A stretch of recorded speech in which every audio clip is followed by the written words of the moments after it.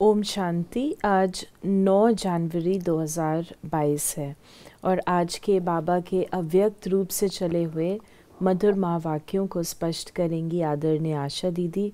आज के revise course की डेट है 21/12/1989 और मुरली की हेडलाइन है त्रिदेव रचयिता द्वारा वरदानों की प्राप्ति। आज त्रिदेव रचयिता अपनी साकारी और आकारी रचना को देख रहे हैं।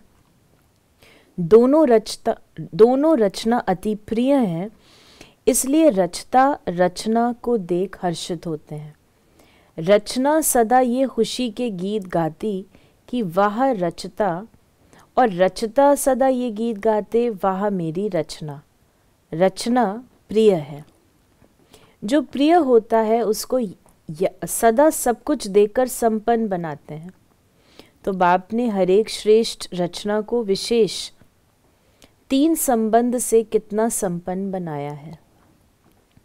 फिर बाबा ने कहा बाप के संबंध से दाता बन ज्ञान खजाने से संपन्न बनाया, शिक्षक रूप से भाग्य विधाता बन अनेक जन्मों के लिए भाग्यवान बनाया, सद्गुरु के रूप से वरदाता बन वरदानों से झोली भर देते। ये है अविनाशी स्नेह व प्यार।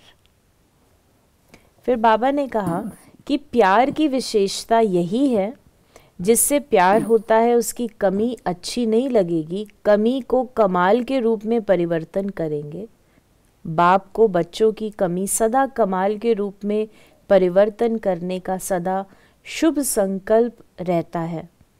प्यार में बाप को बच्चों की मेहनत देखी नहीं जाती।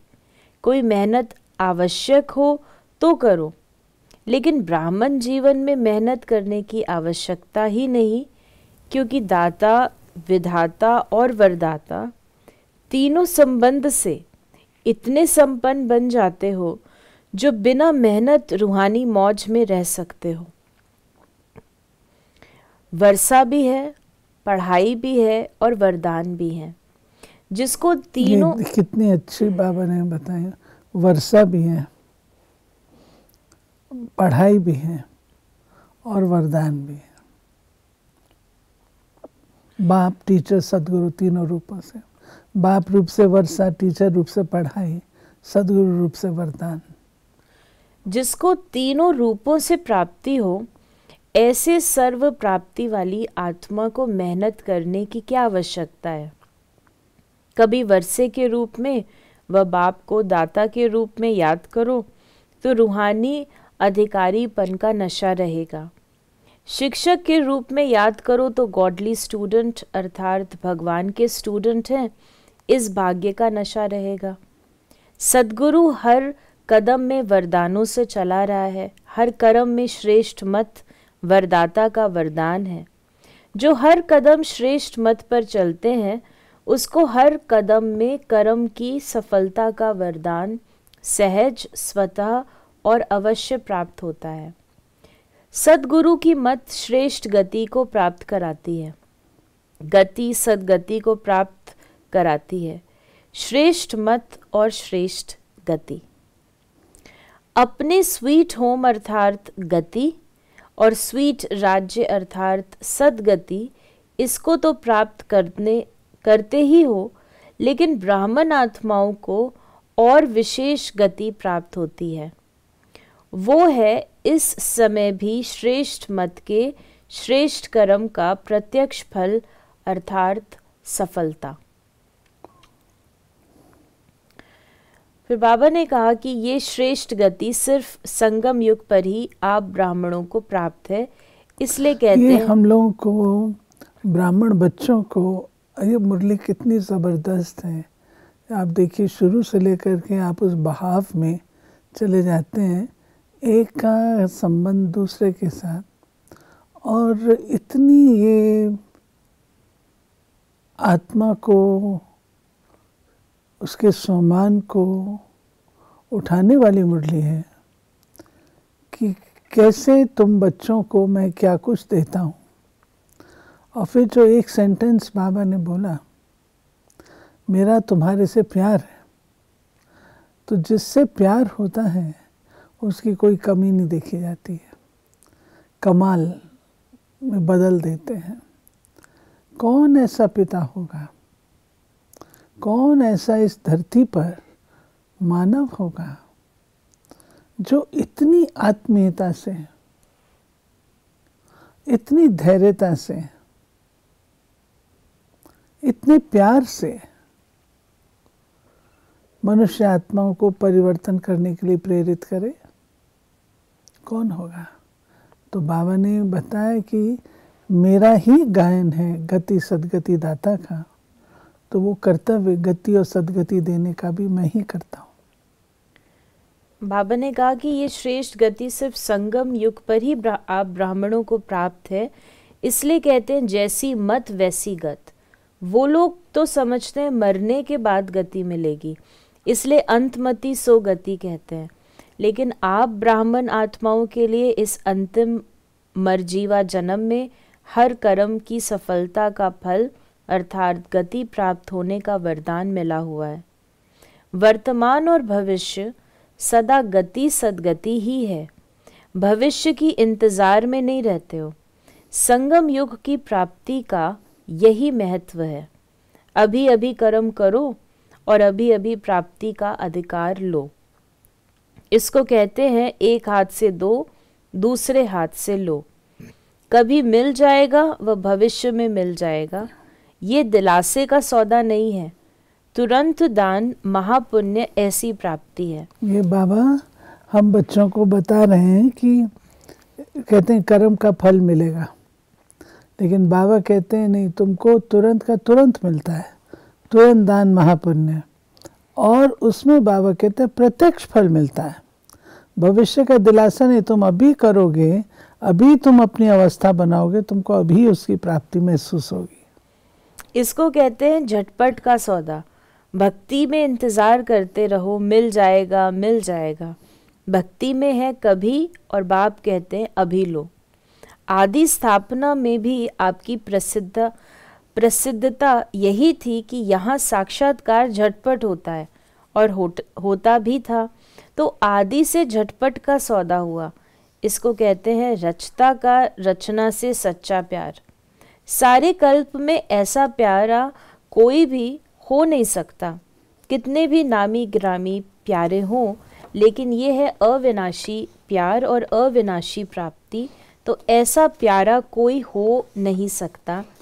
इसलिए बाप को बच्चों की मेहनत पर रहम आता है।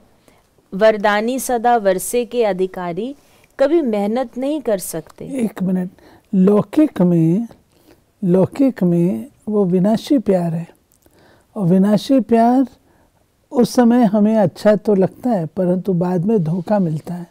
जब वो बिछुड़ता है तो धोखा मिलता है। परंतु ये जो है बाबा कहते हैं तुम्हारा अविनाशी, तो अविनाशी से तुमको खुशी और शक्ति वो दोनों प्राप्त होती है। भाग्य विधाता शिक्षक के भाग्यवान बच्चे सदा पास विद ऑनर होते हैं, न फेल होते हैं, न व्यर्थ बात फील करते हैं। फिर बाबा ने कहा मेहनत करने के दो ही कारण हैं। या तो माया के विघ्नों से फेल हो जाते हैं, वह संबंध संपर्क में, चाहे ब्राह्मणों के चाहे अज्ञानियों के, दोनों संबंध में कर्म में आते छोटी सी बात में व्यर्थ फील कर देते हैं, जिसको आप लोग फ्लू की बीमारी कहते हो। फिर बाबा ने एक्सप्लेन किया कि फ्लू क्या करता है। एक तो शेकिंग, हलचल होती है, उसमें शरीर हिलता है और ये आत्मा की स्थिति हिलती है, कपकपी आती है ना, मन हिलता है और मुख कड़वा हो जाता है। यहाँ भी मुख से कड़वे बोल बोलने लग पड़ते हैं। और क्या होता है, कभी सर्दी कभी गर्मी चढ़ जाती है। यहाँ भी जब फीलिंग आती है तो अंदर जोश आता है, गर्मी चढ़ती है। इसने ये क्यों कहा, ये क्यों किया, ये जोश है। अनुभवी तो होना। और क्या होता है, खाना पीना कुछ अच्छा नहीं लगता है। यहाँ भी कोई अच्छी ज्ञान की बात भी सुनाएंगे तो भी उनको अच्छी नहीं लगेगी। आखिर रिजल्ट क्या होगी? कमज़ोरी आ जाती है। यहाँ भी कुछ समय तक कमज़ोरी चलती है, इसलिए न फेल हो और न फील करो। बाप दादा श्रेष्ठ मत देते हैं, शुद्ध फीलिंग रहे, मैं सर्वश्रेष्ठ अर्थात कोटों में कोई आत्मा हूँ, मैं देव आत्मा, महान आत्मा, ब्राह्मण आत्मा, विशेष पाठधारी आत्मा हूँ। इस फीलिंग में रहने वाले को व्यर्थ फीलिंग का फ्लू नहीं होगा। मैं विशेष आत्मा हूँ, विशेष पाठधारी आत्मा हूँ। इस शुद्ध फीलिंग में रहो। जहाँ शुद्ध फीलिंग होगी वहाँ अशुद्ध फीलिंग नहीं हो सकती। तो फ्लू की बीमारी से अर्थात मेहनत से बच जाएंगे और सदा स्वयं को ऐसा अनुभव करेंगे कि हम वरदानों से पल रहे हैं, वरदानों से आगे उड़ रहे हैं, वरदानों से सेवा में सफलता पा रहे हैं।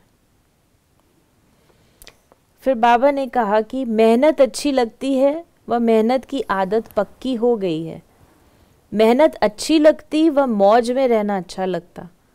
कोई कोई को मेहनत के काम बगैर और कोई काम अच्छा नहीं लगता। उनको कुर्सी पर आराम से बिठाएंगे तो भी कहेंगे हमको मेहनत का काम दो। ये तो आत्मा की मेहनत है और आत्मा 63 जन्म मेहनत कर थक गई है। 63 जन्म ढूंढते रहे ना, किसको ढूंढने में मेहनत लगती है ना, तो थके हुए पहले ही हो, 63 जन्म मेहनत कर चुके हो। अब एक जन्म तो मौज में रहो, 21 जन्म तो भविष्य की बात है, लेकिन ये एक जन्म विशेष है। मेहनत और मौज दोनों का अनुभव कर सकते हो। भविष्य में तो यहाँ ये सब बातें भूल जाएंगी। मज़ा तो अभी है। दूसरे मेहनत कर रहे हैं, आप मौज में हो। अच्छा, बाबा को मेहनत पसंद नहीं आती। बाबा कहते हैं कि तुम मेरे बच्चे हो तो मेहनत क्यों, जबकि मैं तुमको इतना सहज सिखाता हूँ, इतना सहज रूप से सब कुछ देता हूँ। सिर्फ मोहब्बत में रहो तो मेहनत से छूट जाएंगे। फिर बाबा टीचर्स से भी पूछ रहे हैं। बाबा ने कहा टीचर्स ने भक्ति की है, कितने जन्म भक्ति की है? इस जन्म में तो नहीं की ना, आपकी भक्ति पहले जन्म में पूरी हो गई। कब से फिर भक्ति शुरू की, किसके साथ शुरू की? ब्रह्मा बाप के साथ साथ आपने भी भक्ति की है। कौन से मंदिर में की है? तो भक्ति की भी आदि आत्माएं हो और ज्ञान मार्ग की भी आदि आत्माएं हो। आदि की भक्ति में अव्यभिचारी भक्ति होने कारण भक्ति को आनंद सुख उस समय के प्रमाण कम नहीं होता। भक्ति का आनंद सुख उस समय के प्रमाण कम नहीं होता। वो सुख और आनंद भी अपने स्थान पर श्रेष्ठ रहा। समय अनुसार, युग अनुसार। भक्त माला में आप हो। जब भक्ति आपने शुरू करी तो भगत माला में नहीं हो। बाबा पूछ रहे हैं डबल फॉरेनर्स भक्त माला में थे, भक्त बने या भक्त माला में थे? अभी सब सोच रहे हैं कि हम थे व नहीं थे। विजय माला में भी थे, भगत माला में भी थे। पुजारी तो बने लेकिन भक्त माला में थे। भगत माला बाबा ने कहा अलग है। आप तो ज्ञानी सो भगत बने, वो है भक्त। तो भक्त माला और ज्ञानियों की माला में अंतर है। ज्ञानियों की माला है विजय माला, और जो सिर्फ भगत हैं ऐसे 9 भगत जो भक्ति के बिना और बात सुनना ही नहीं चाहते, भक्ति को ही श्रेष्ठ समझते हैं। तो भगत माला अलग है, ज्ञान माला अलग है। जो भक्त माला में वे आते हैं जो कि हार्ड कोर भगत। बाबा ने आज वरदान दिया है, चलन और चेहरे द्वारा पुरुषोत्तम स्थिति का साक्षात्कार कराने वाले ब्रह्मा बाप समान भव। जैसे ब्रह्मा बाप साधारण तन में होते भी सदा पुरुषोत्तम अनुभव होते थे, साधारण में पुरुषोत्तम की झलक देखी, ऐसे फॉलो फादर करो। कर्म भले साधारण हो लेकिन स्थिति महान हो। चेहरे पर श्रेष्ठ जीवन का प्रभाव हो। जैसे लौकिक रीति में कई बच्चों की चलन और चेहरा बाप समान होता है, यहाँ चेहरे की बात नहीं, लेकिन चलन ही चित्र है। हर चलन से बाप का अनुभव हो, ब्रह्मा बाप समान पुरुषोत्तम स्थिति हो, तब कहेंगे बाप समान। चलन और चेहरा, जिसको बाबा ने कहा चेहरे की बात नहीं परंतु चरित्र की बात है, तो बाप समान चरित्र बनाना ये कम बात नहीं है। और स्लोगन है, जो एक रस स्थिति के श्रेष्ठ आसन पर स्थित रहता है वही सच्चा तपस्वी है। तो ये थे बाबा के आज के महावाक्यों का स्पष्टीकरण। यदि आपके मन में कोई सवाल है तो मैसेज करें या व्हाट्सएप करें 8826599309 पर। ओम शांति।